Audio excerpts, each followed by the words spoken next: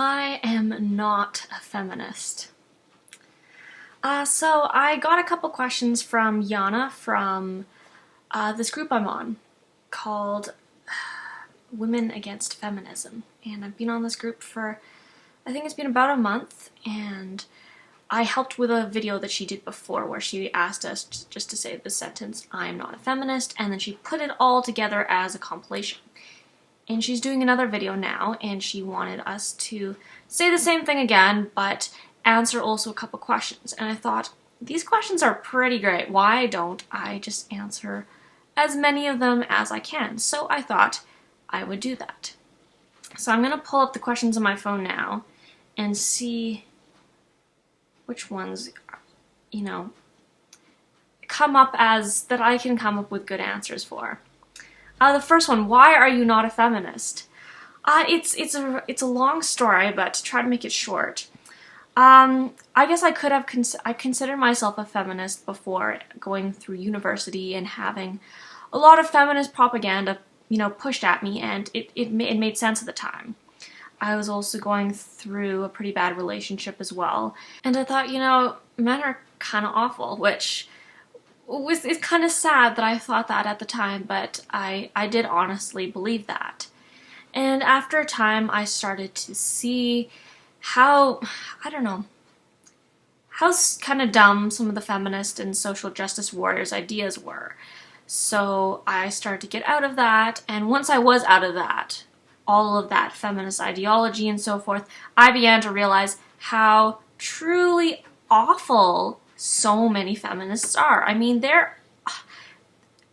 Most of the feminists I know who expressly call themselves a feminist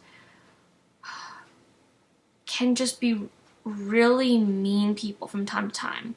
I've known feminists who are nice people, but the majority of them, from what I've seen in my experience, are just really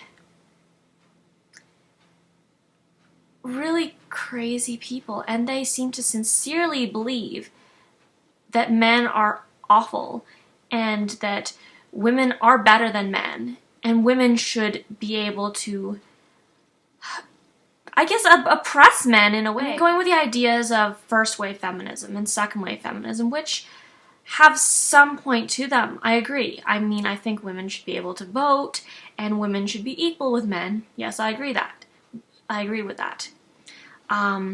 So we could say that maybe men were here and then women were here, but the feminists nowadays try to make that gap sound really, really big.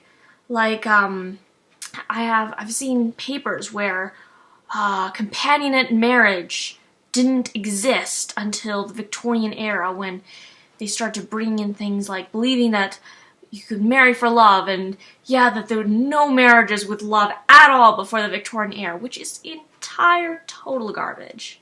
Total garbage. But anyway, let's go back to our thing. We have men here and women here. And then we start to close that gap, make it a little bit more equal. And we got on equal footing with women's voting and things like that. But now with third wave feminism, and second wave feminism to an extent too, I believe as well. I'm pro-life, so I don't agree with some of the ideas of second wave feminism. But so we started to creep up a little bit.